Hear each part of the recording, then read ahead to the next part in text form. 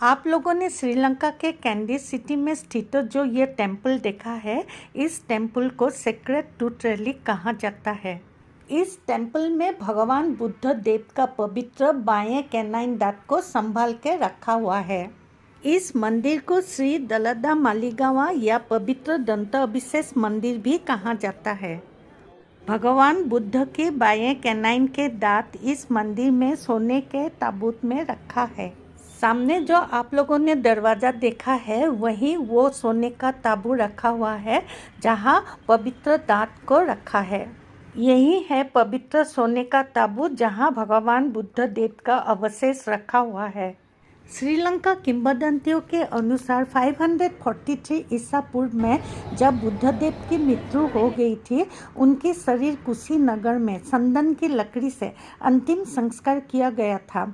उस समय उनकी शिष्य खेमा ने अंतिम संस्कार की सीता से उनकी बाएं नुकीले दांतों को निकाल कर रखा था। खेमा ने बाद में राजा ब्रह्मदत्त को पूजा के लिए दिया था। बुद्ध का अंतिम संस्कार ब्राह्मण द्रोण ने किया था। राजा ब्रह्मदत्त को जब खेमा ने दिया हुआ पवित्र दांत मिला, यह ब्रह्मदत्त के देश में एक शाही अधिपत्य बन गया और इसे दंतपुरी नाम से प्रख्यात बन गया, जो आज का पुरी उड़ीसा है।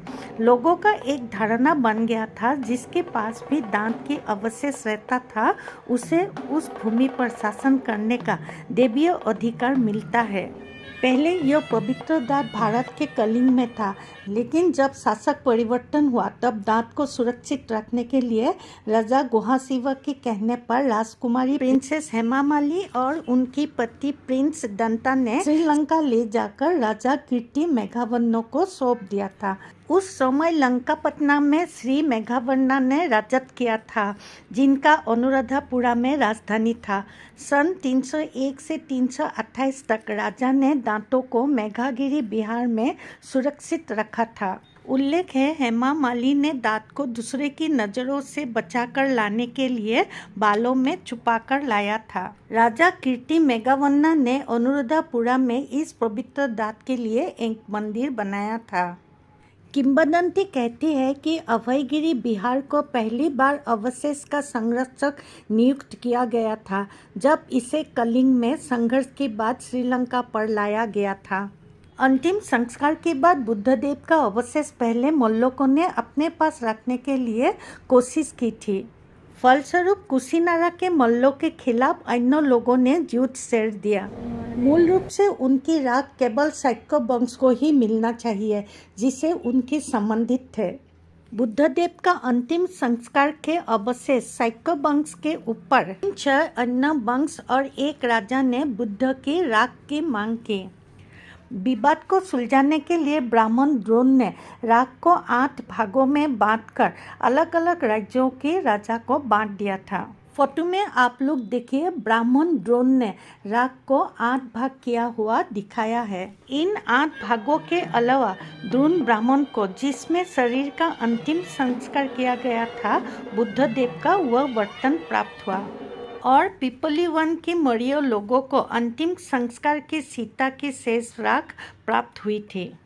धीरे धीरे भूमि पर पुर्तगाली, डच, ब्रिटिश आदि विदेशी आक्रमण के लिए गद्दी अलग अलग शहरों में स्थानांतरित करना पड़ा था।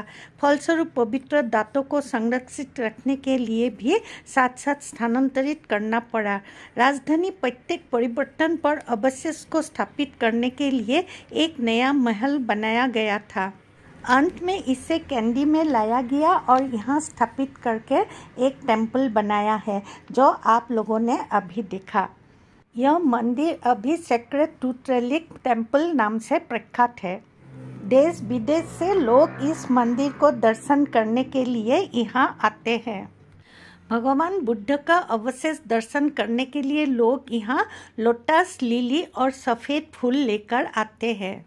दर्शन करने के लिए आए हुए सभी लोगों ने एक ही जगह पर फूल सजा कर रखते हैं।